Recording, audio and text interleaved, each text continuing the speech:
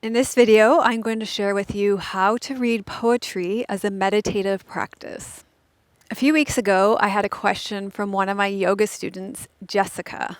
Jessica says, "I'm curious how you read poetry.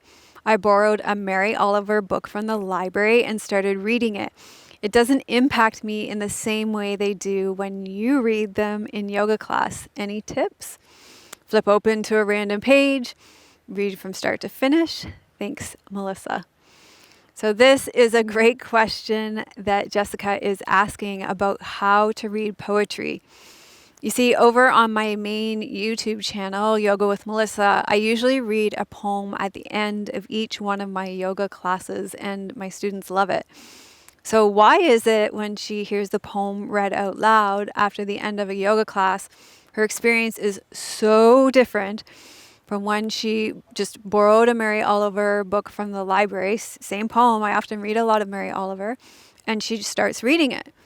So reading poetry as a meditative and spiritual practice is something we spend a lot of time on in our 5-element courses and retreats in our membership community. So I'll share with you a few of those tips here and also let you know our metal element course is coming out really soon. So can we take a few guesses as to what's happening at the end of a yoga class that might not be happening when Jessica or anybody else picks up a Mary Oliver book?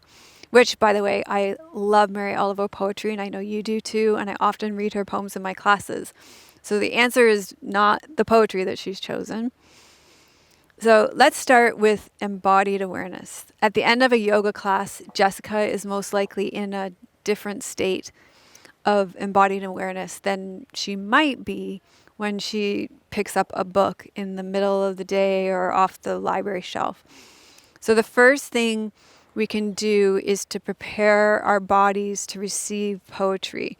This might mean taking a few minutes to lie down, to release the tension of the day, down and into the earth, connect with our breathing, and feel a sense of spaciousness in our body so that we can be truly present with the poem and open to receive the mystery and wonderment.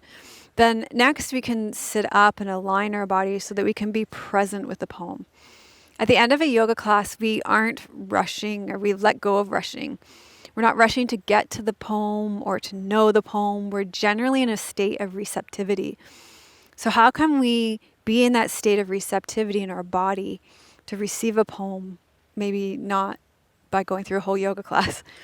When you read a poem as a spiritual practice or a meditative practice, it's really important to let go of that analytical mind that wants to take charge and turn the poem into a problem to be solved. Open to the pleasure of simply reading the poem and let go of any work of interpreting it and figuring out. I have one student who always says, "A poem is not a puzzle." And I love that so much. So before you read a poem, take some time to notice how the poem looks on the page. So just as you've created this spaciousness and receptivity in your body, notice the spaciousness, the white space on the page. Notice how that allows you to slow down and empty out as well, to feel open and spacious. And just the way you've attended to the shape in your body, notice the shape of the poem on the page.